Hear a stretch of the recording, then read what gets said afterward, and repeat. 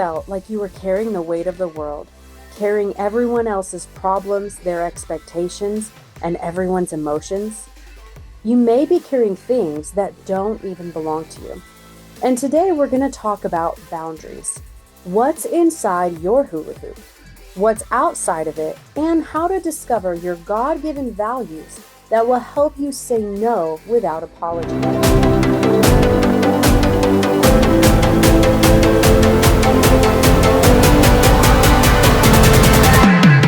Welcome to the Communication Architect, the podcast that equips you to grow, step into courage, and live with purpose. I'm your host, Tamara Linval, teacher, author, and your coach in communication and personal growth. Each week, we dive into strategies for building trust, speaking truth, mastering your mindset, and creating habits that move you forward into your purpose. This is the place where communication moves from theory to real life, where biblical truth meets everyday challenges, and where you'll discover how to turn faith into action, challenges into clarity, and everyday life into a journey of courage and fulfillment.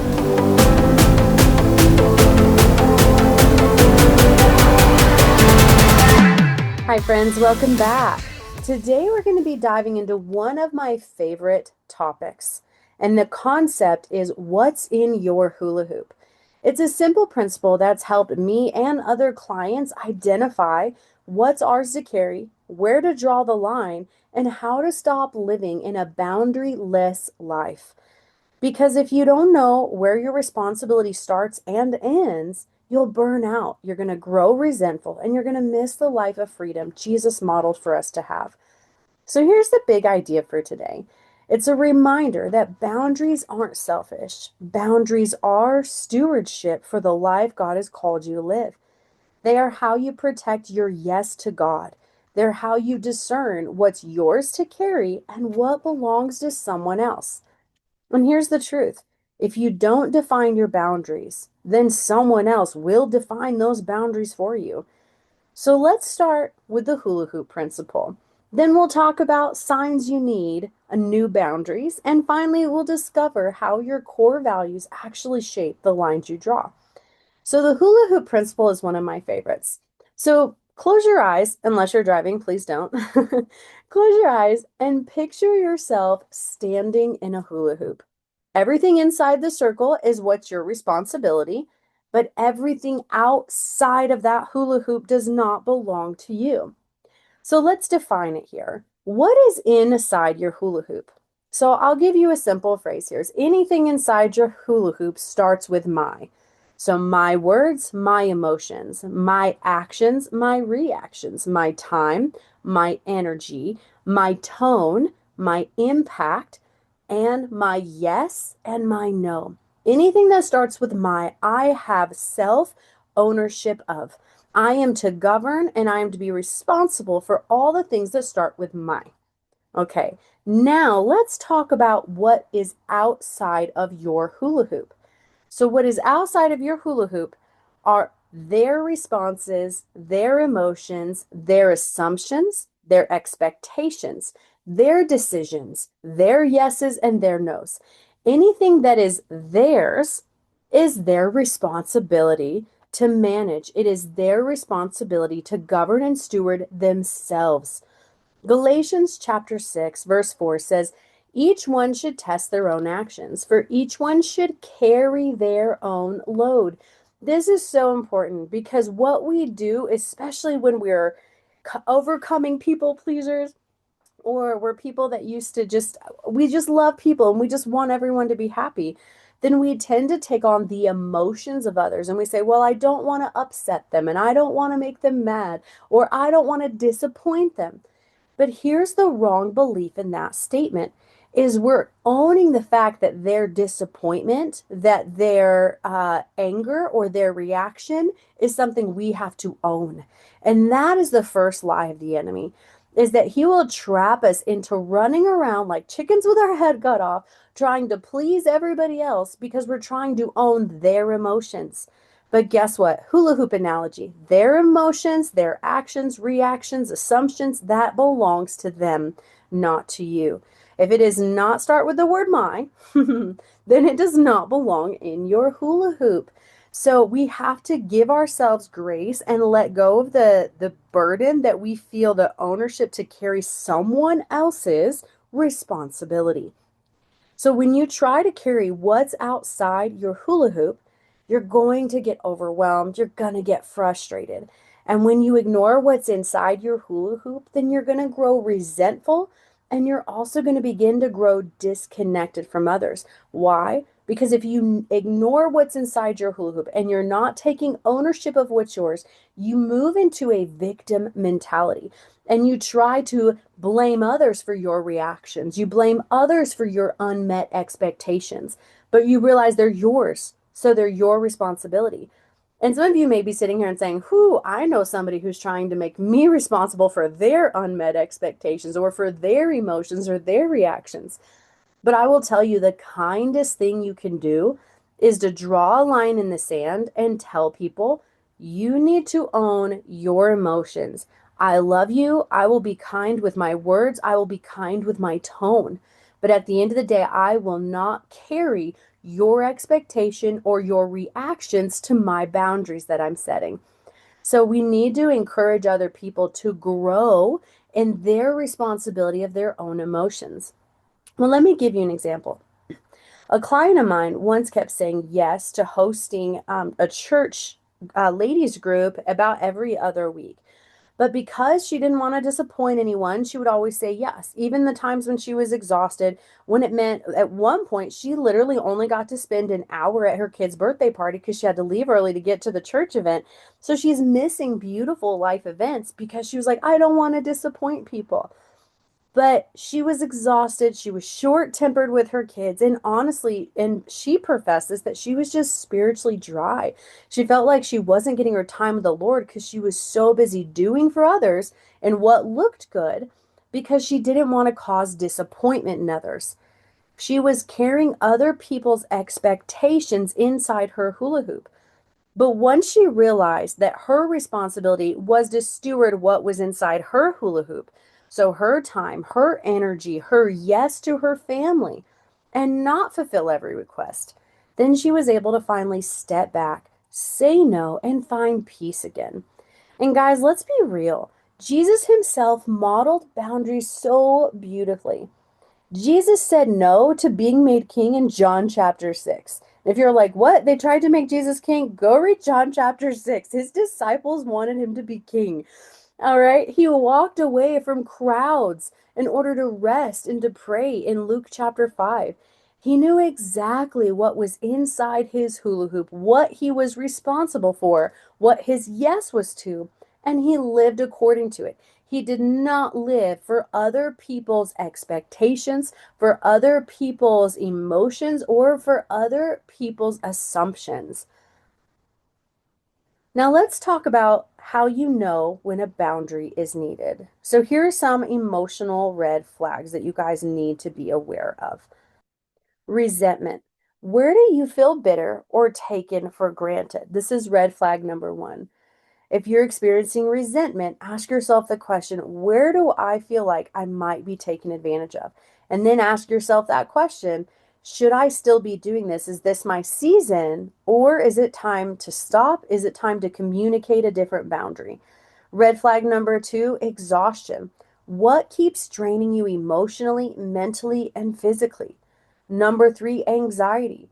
Where do you feel unsafe or overly responsible for someone else? Number four, overcommitment.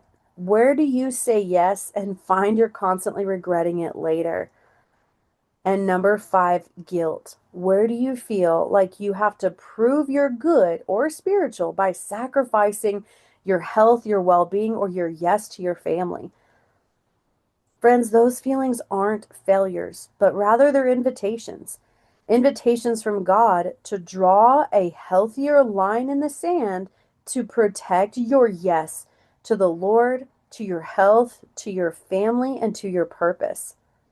But I know we just talked about five emotional red flags. I want to add another one. So I'm going to call this sixth one shrinking back from truth. So many of us avoid these hard conversations because we're afraid of how someone's going to react. We think we're protecting the relationship, but in reality, we're protecting our own comfort. And when we do that, we actually prevent people from growing. I know that's kind of a harsh statement, but it's the truth. If we're enabling other people because we're not pushing them to take responsibility for their own emotions or their own expectations, their own assumptions, their own words, their own actions, then we're enabling them to stay stuck. And our calling as believers is to draw people to the Lord, and that is also to draw them into growth. So there's a quote that I love. It says, when we avoid telling someone the truth because we fear their reaction, we're not sparing them pain, but instead we're deciding for them that they'll never grow from it. When we withhold truth, we keep people stuck. We enable them to remain victims instead of inviting them into the growth of responsibility that is going to provide them with satisfaction and fulfillment in life. And listen, growth often happens in those hard emotions. It's in the discomfort, the conviction, the wrestling with the truth that someone draws closer to the Lord. So if you're shrinking back from telling the truth, ask yourself, am I really loving them or am I enabling them? I'll tell you a story. I know somebody, a good friend, who struggled telling her sibling about some issues that she was having. She was like, well, how's he going to react? What's this emotions going to be? Or I don't think he's emotionally grown enough to handle if I say this thing to him. But we had this same conversation. And the beautiful thing was, is while it was difficult, she finally did say, you know what, I'm going to tell him because if I don't, then I'm deciding for him that he's going to stay stuck and he doesn't have the opportunity to learn how to grow through his emotions and how to handle those emotions in a healthy way. So when she did exactly as she expected, there was an emotional freak out, a spiraling, there was going into some depression.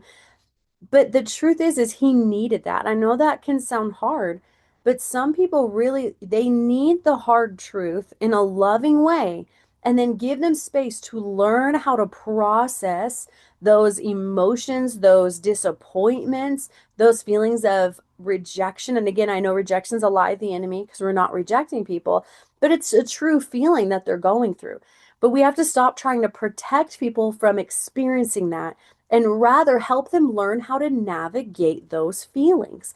Because if we can help people learn how to navigate those feelings, we're helping them grow and setting them up for their future so that they're more resilient to step into the new season that God has for them.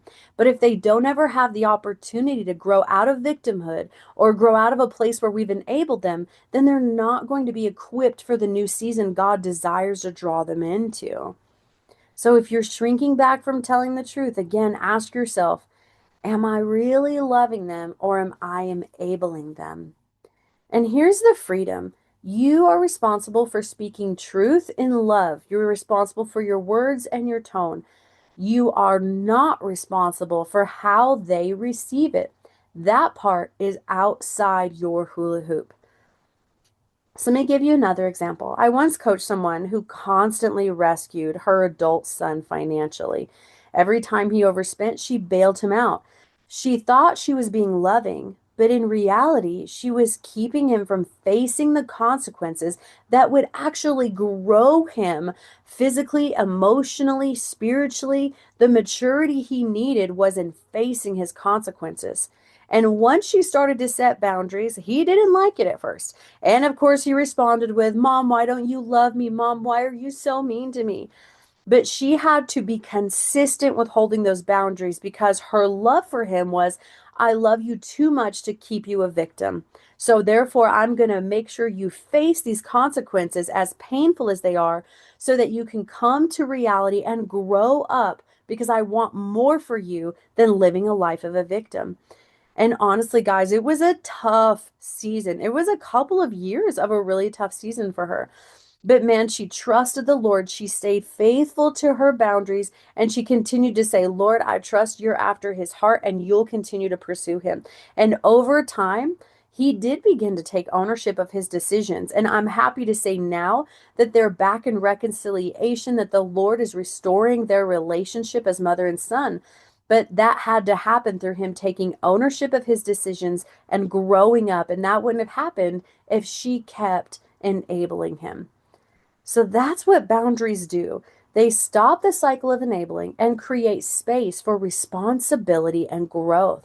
And remember this: boundaries aren't rigid walls to block out love, they're walls with doors. You get to decide who has access to your time, your trust, and your attention, everything inside your hula hoop. You determine who has access to that and how much they have.